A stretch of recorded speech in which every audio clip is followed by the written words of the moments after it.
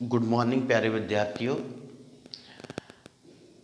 आज जैसे कि हमने पिछले वीडियो में कहा था कि हम एडजेक्टिव क्लॉज़ की एक्सरसाइज के बारे में पढ़ेंगे, तो आज हम एडजेक्टिव क्लॉज़ की एक्सरसाइज को देखते हैं और बिल्कुल साधारण से एग्जाम्पल लेंगे, लेकिन हम देखेंगे क्योंकि मेन इसमें कंजंक्शंस जो है प्रॉपर कंजंक्शंस का या रिलेटिव प्रोनाउन या रिलेटिव एडवर्ब्स, क्योंकि हमने पहले ही बताया था कि एडजेक्टिव क्लॉज को हम क्या है रिलेटिव क्लॉज भी कहते हैं।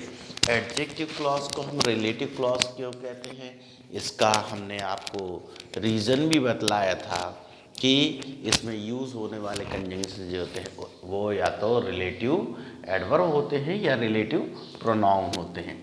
तो अब हम प्यारे विद्यार्थियों कुछ एग्जाम्पल्स लेते हैं और देखते हैं कि किस तरह हम इन रिलेटिव प्रोनाउंस और रिलेटिव एडवर्ब्स को कैसे यूज़ करेंगे।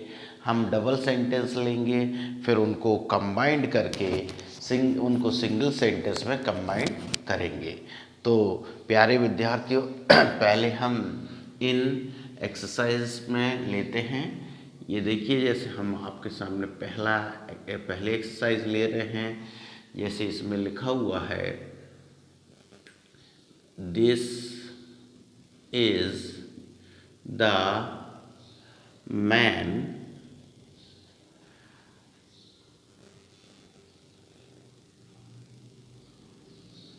he wanted to see you। अगर हम देखें ये दो सेंटेंस को अगर कंबाइन करेंगे, दिस इज द मैन, ये वो आदमी है, he wanted to see you, वो आपसे मिलना चाहता था। वो मतलब ही किससे मिलना चाहता था, यू से, यानी कि मैन से। लेकिन मेन यहाँ पे जो कंजंक्शन आना है, जो कि आपसे मिलना चाहता है, वो ही को रिप्लेस करके आएगा। तो अब हम जब इसको कंबाइंड करेंगे तो कैसे कंबाइंड करेंगे, this is the man who, who किसकी जगह पे आया, ही की जगह है।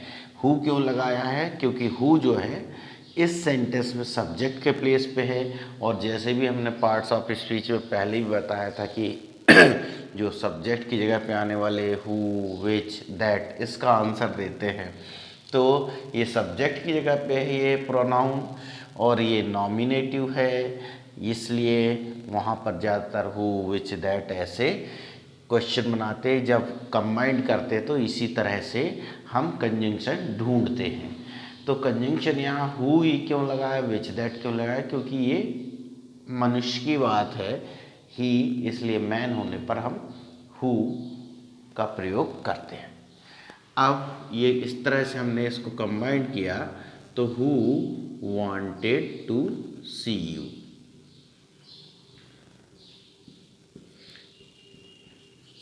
अगर मान लीजिए सेंटेंस, डबल सेंटेंस को हम इस तरह से दे देते कि दिस इज द मैन, अब हमने यहाँ he wanted to see you की जगह you wanted to see him, उल्टा लिख दिया इसकी, you wanted to see him. अब मिलना तो उसी व्यक्ति से था, लेकिन पहले ही उनसे मिलना चाहता था, अब ये मैन जो है उनसे मिलना चाहता है। तो अब ये कहाँ पर चला गया, ऑब्जेक्ट के प्लेस पे। और जो ऑब्जेक्ट होता है वो अगर मैन है तो whom, नहीं तो क्या है, what का जवाब देता है। तो अब हम यहाँ पे एडजेक्टिव क्लॉज, और एडजेक्टिव क्लॉज में what का रूल होता ही नहीं है। अब हम यहाँ या तो which आएगा, या फिर that, या फिर whom, ये तीन रह जाते। तो हम देखते हैं कि मैन है और ऑब्जेक्ट के प्लेस पे, इसलिए दिस इज द मैन। अब ये यू चूंकि इसको रिप्लेस करके नहीं आएगा कंजंक्शन, कंजंक्शन किसको रिप्लेस करके आएगा, हिम को। तो हिम को रिप्लेस करके आएगा, हिम ऑब्जेक्ट के स्थान पर है, और जो कि हुम का क्वेश्चन जवाब होता है, इसलिए उसको जब रिलेट करेंगे तो हुम कंजंक्शन का इस्तेमाल किया जाएगा। Whom you wanted to see. अब ये हिम दोबारा नहीं लिखेंगे क्योंकि उसके जो रिलेटिव प्रोनाउन था या रिलेटिव कंजंक्शन जो हमने यहाँ पे लगा दिया वो हुम लगा दिया। यहाँ ही के स्थान पर था तो हु लगा दिया, तो ही वहाँ से क्या है फिर कंबाइन करते तो दोबारा नहीं आता। तो इस तरह आप देख सकते हैं कि हम बिल्कुल साधारण एग्जाम्पल ले रहे हैं, बिल्कुल इजी एग्जाम्पल, लेकिन कंजंक्शन किस तरह से बदलते हैं, क्या पोजीशन होती है, क्या दिखलाते हैं, रिलेटिव एडवर्ब्स और रिलेटिव प्रोनाउन जो हैं वो हमें समझने की ज़रूरत है यहाँ पे इन कंजंक्शंस के रूप में। अब हम अगला एग्जाम्पल देखिए, यहाँ पे भी थोड़ा एहतियात बरतने की ज़रूरत है। आई know the man, I know the man, this message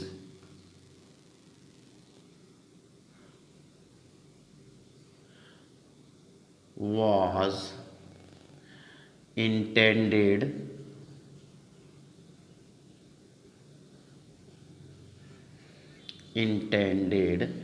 to be delivered.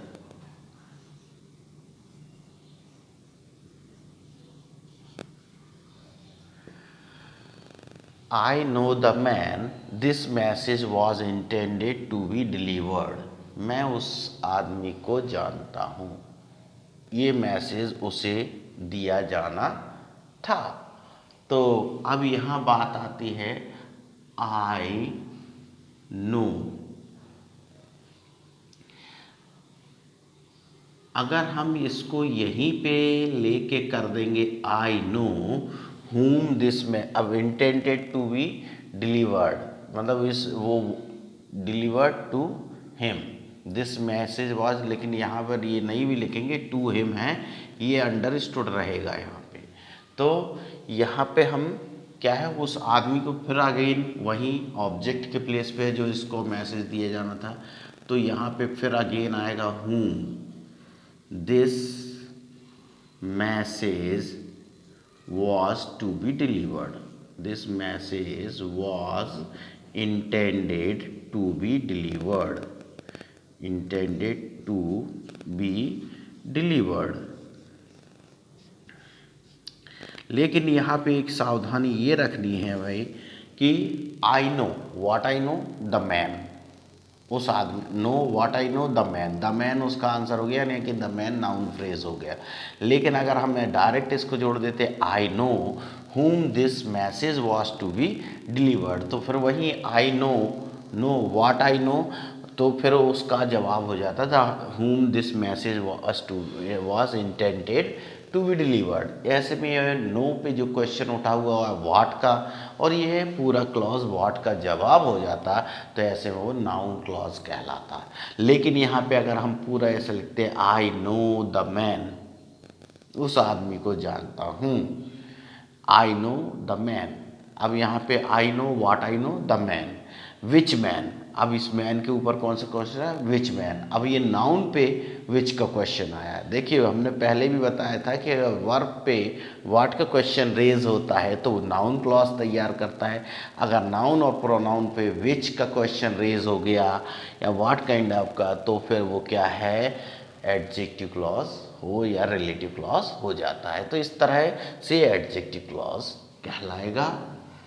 इसी तरह और भी है, अपन जैसे इसको भी ऐसे ही लिख दें, आई नो द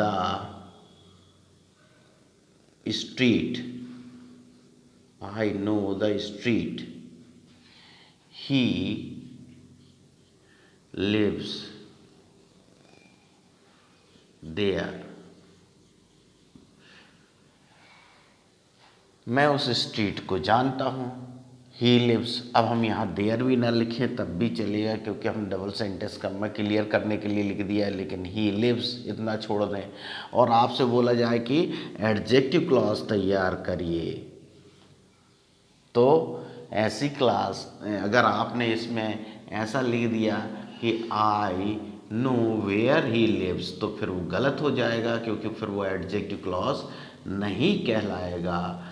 आपको यहाँ पे क्या आई नो द स्ट्रीट लिख के फिर वेयर ही लिव्स लिखना होगा, तब एडजेक्टिव क्लॉज बनेगा, नहीं तो फिर वो नाउन क्लॉज बन जाएगा।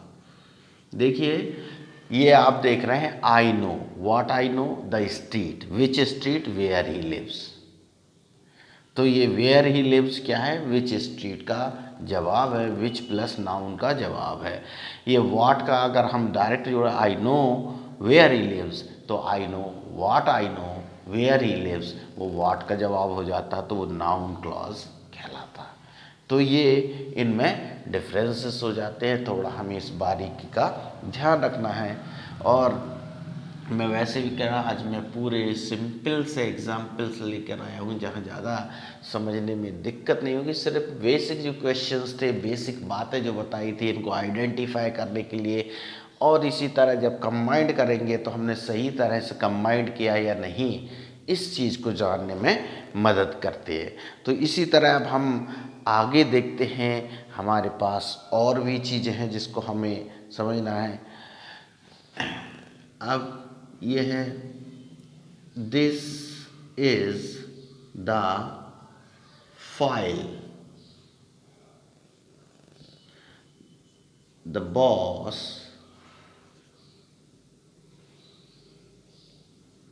wanted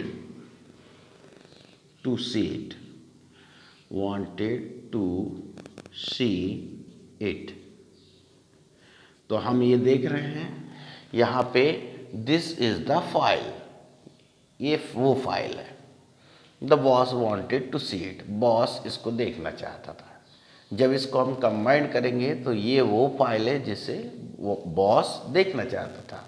तो ये यहाँ इट ऑब्जेक्ट की जगह पे, लेकिन पर्सन नहीं है यहाँ पे, तो अब हम यहाँ पे कंबाइन करेंगे तो क्या लिखेंगे, दिस इज द फाइल। अब यहाँ पे आप विच या दैट जो भी अप्रोप्रिएट लगे आपको उसका यूज कर सके, that the boss wanted to सी।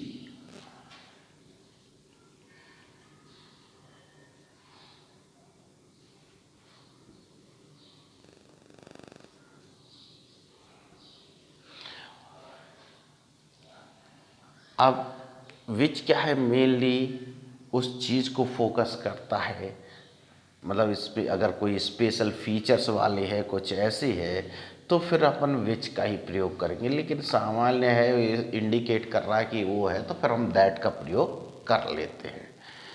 ये हमारे मेन जो यहाँ पर हमने देखे हैं हु, हुम। अब हम ये देख लेते हैं एक हुज का और रिलेटिव प्रोनाउन से रिलेटेड सारी बातें जो है हम यहाँ पे देखते हैं। अब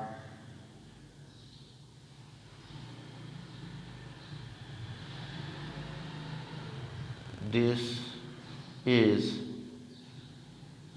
द बॉय,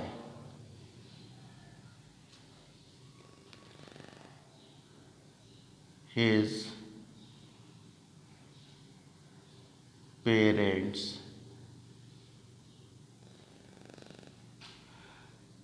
met you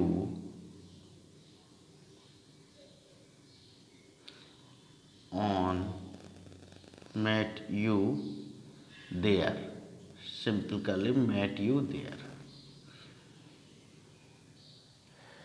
ये वो लड़का है, इसके पेरेंट्स। अब देखिए जब हमने बताया था जब हमारे पॉजिटिव प्रोनाउन हो तो पॉजिटिव प्रोनाउन के साथ साथ ये क्या है हमारा ये पॉजिटिव एडजेक्टिव ही कहलाते हैं। एक्चुअली ये अपने आप में एडजेक्टिव है क्योंकि इसके प्लस नाउन है। तो जब पॉजिटिव एडजेक्टिव, जिनको हम प्रोनाउन भी मान सकते हैं, आप कहते हैं, लेकिन ये वास्तव में एडजेक्टिव है। तो जब पॉजिटिव एडजेक्टिव प्लस नाउन होता है तो वो ऐसा नाउन फ्रेज क्या है आपका, ये दोनों मिलके नाउन फ्रेज बन जाते हैं। ये पॉजिटिव नाउन फ्रेज बना हुआ है। जब पॉजिटिव नाउन फ्रेज हो तो उसमें क्या है, वो पॉजिटिव जो वर्ड है उसको हटा के हम हुज का प्रयोग करेंगे। तो अब हम यहाँ पे देखते हैं, पॉजिटिव नाउन फ्रेज होने पर हम हुज का प्रयोग करेंगे। This is the boy whose parents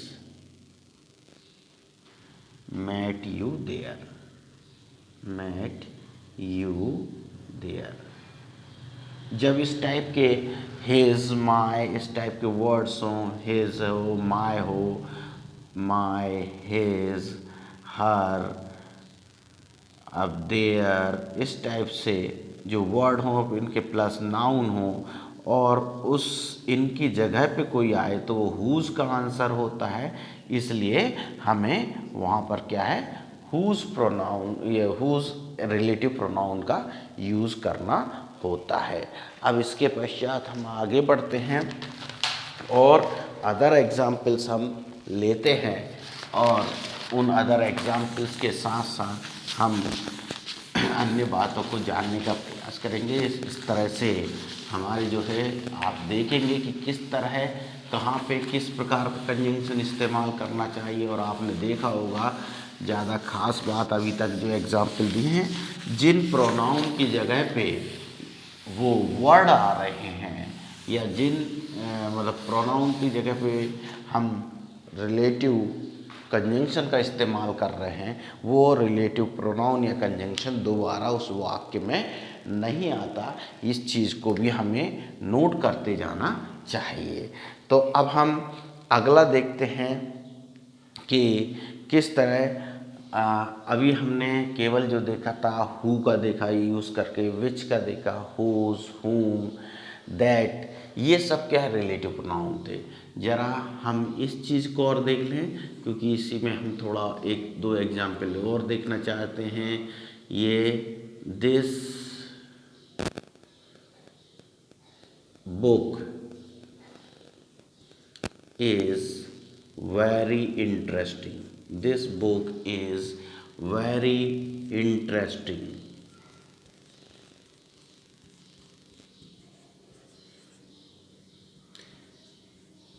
it is full of pictures।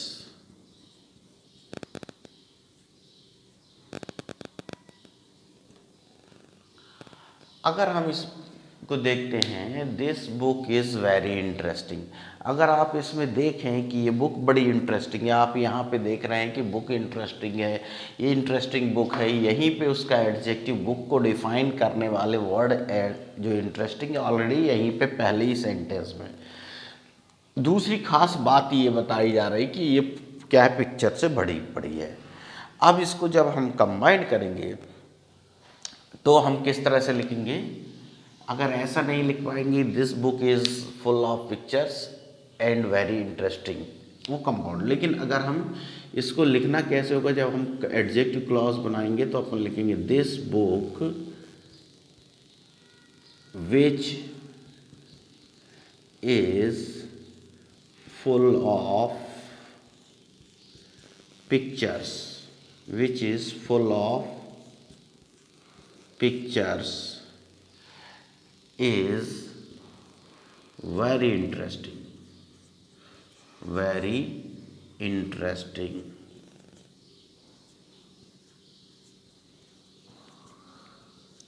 अगर आप इसको देखें तो आपको ये देख रहे होंगे कि हमने यहाँ कॉमा लगा दिया, यहाँ कॉमा लगा दिया, क्योंकि ये आपका नॉन डिफाइनिंग क्लॉज है।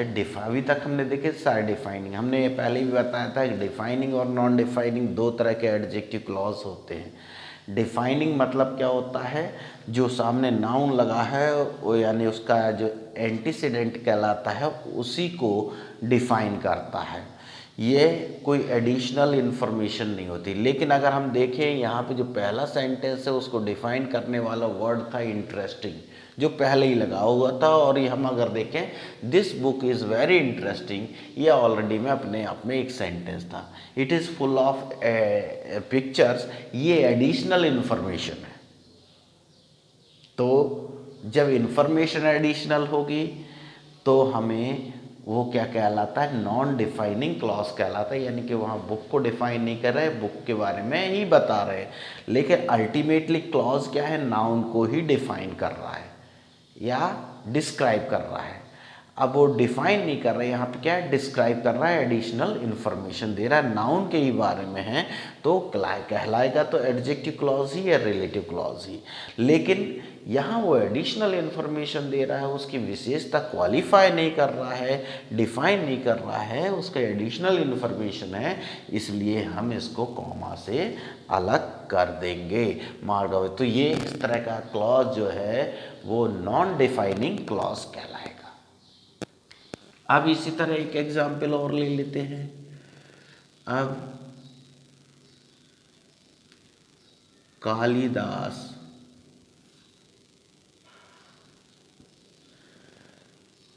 wrote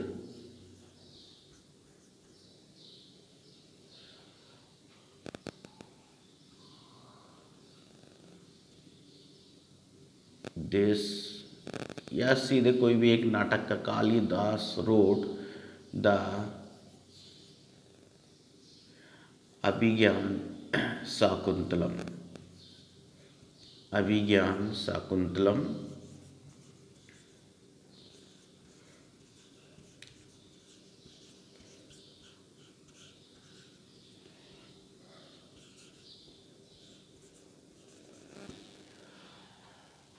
अब इसमें आगे हम लिख देते हैं ही इज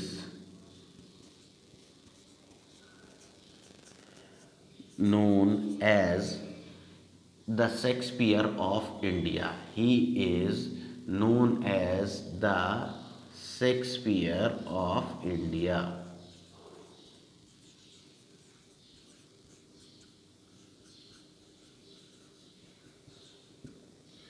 तो प्यारे मित्रों, आप विद्यार्थियों, आप देख रहे हैं कि ये जो है किस तरह का है। इसमें कालिदास रोड द अभिज्ञान शाकुंतलम, कालिदास ने क्या लिखा, अभिज्ञान शाकुंतलम लिखा। अब इसके बाद he is known as the Shakespeare of India, ये अभिज्ञान शाकुंतलम के बारे में कुछ नहीं बता रहा है। ये किसके बारे में बता रहा है, कालिदास के बारे में बता रहा है। तो कालिदास की ये कोई विशेषता नहीं है, ये क्या है, कालिदास के बारे में आपको एडिशनल इन्फॉर्मेशन दी जा रही है। इसलिए जब आप इसको लिखेंगे तो कैसे लिखेंगे, कालिदास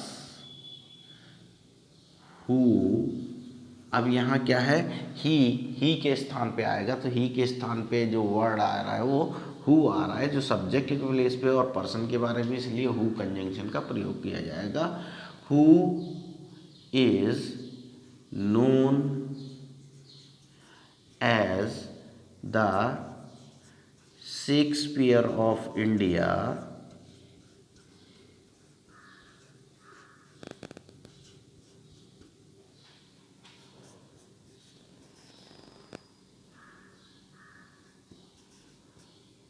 wrote the अभिज्ञान शाकुंतलम। ये अब आप इसको बाकी सेंटेंस का जो भी ड्रामा है या दिस ड्रामा, अभिज्ञान शाकुंतलम जो भी है वो क्या है उन्होंने लिखी हुई है, वो आप इसको यहाँ लिख देंगे।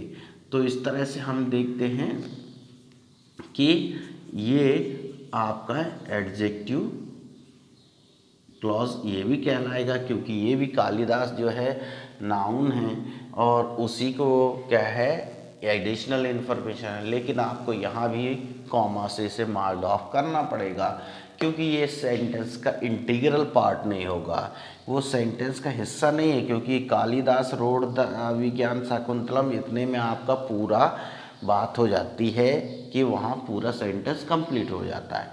लेकिन हमने बीच में ये सेंटेंस जो डाला हुआ है ये उसके बारे में अतिरिक्त जानकारी या एडिशनल इन्फॉर्मेशन होती है। जब कोई सेंटेंस लिखते हैं और बीच में हम कोई अपना मूल विचार होता है जो उसको बीच में डालना चाहते हैं ताकि वो मैटर और क्लियर हो जाए उसी नाउन के बारे में या किसी और भी कहीं हो, तो ऐसे में पंक्चुएशन जब करते हैं तो वहाँ पे उस जो पार्ट है सेंटेंस के बीच में आया हुआ जिसका उस सेंटेंस से वास्तव में कोई कनेक्शन नहीं है, एक एब्रप्ट स्टॉप के रूप में आया हुआ है और डिफाइन कर रहे हैं, तो उस ऐसी चीज़ों के पहले कॉमा और अंत में कॉमा लगा लेना चाहिए। कुछ जगह पर उसके पहले भी डैश लगाया जाता है और उसके बाद भी डैश लगाया जाता है या फिर उसको ब्रैकेट में लग के लिखा जाता है। ये हमारे पंक्चुएशन का इस्तेमाल किया जाता है। चलिए, तो हमने ये रिलेटिव प्रोनाउन से संबंधित बहुत सी चीज़ें देखी। अब कुछ ऐसे हैं जो रिलेटिव एडवर्ब से हैं, तो हम वो वाले एग्जाम्पल भी देख लेते हैं। वो बहुत ही आसान होते हैं। जैसे हमने लिख दिया this is the occasion, this is the occasion,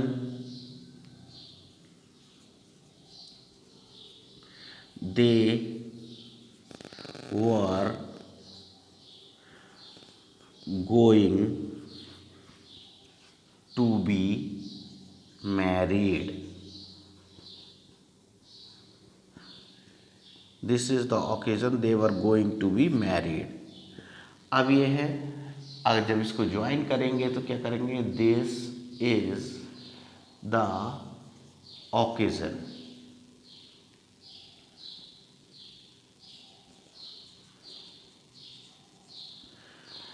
this is what, this is the occasion, which occasion, कौन सा occasion, अब यहाँ पर आपको लगे व्हेन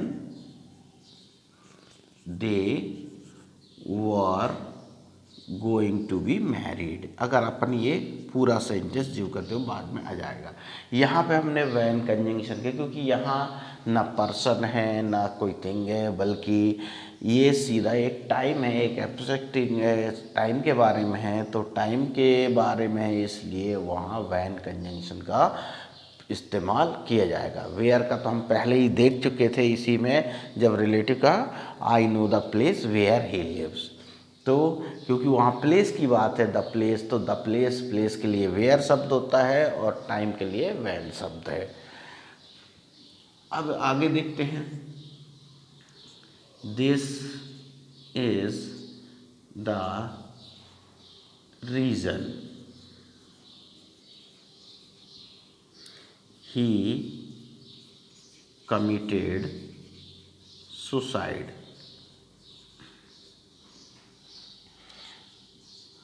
अब यहाँ पे क्या रीज़न है, और रीज़न बतलाने के लिए जो क्वेश्चन वर्ड अपन इस्तेमाल करते हैं वो क्या है, वाई। तो यहाँ रिलेटिव कंजंक्शन के रूप में हम उसी का इस्तेमाल करेंगे, दिस इज द रीज़न ही। तो this is the reason who committed suicide, ये क्या है कि यही कारण है जो कि उसने सुसाइड किया। जो कि से मतलब नहीं है कि वो रीज़न को डिफाइन कर रहा है, ना कि ही को। तो यहाँ पर क्या है, वाई जो रिलेटिव एडवर्ब है, वाई ही कमिटेड सुसाइड, हम इसको लिखेंगे। और कभी कभी कुछ चीज़ें होती हैं जिसका मैनर होता है, ढंग होता है, मेथड होता है, वे होता है। दिस इज द मेथड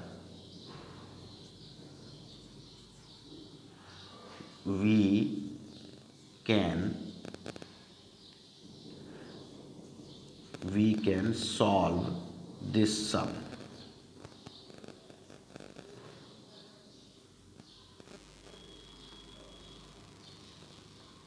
तो इसको क्या है, this is the method we can solve this some.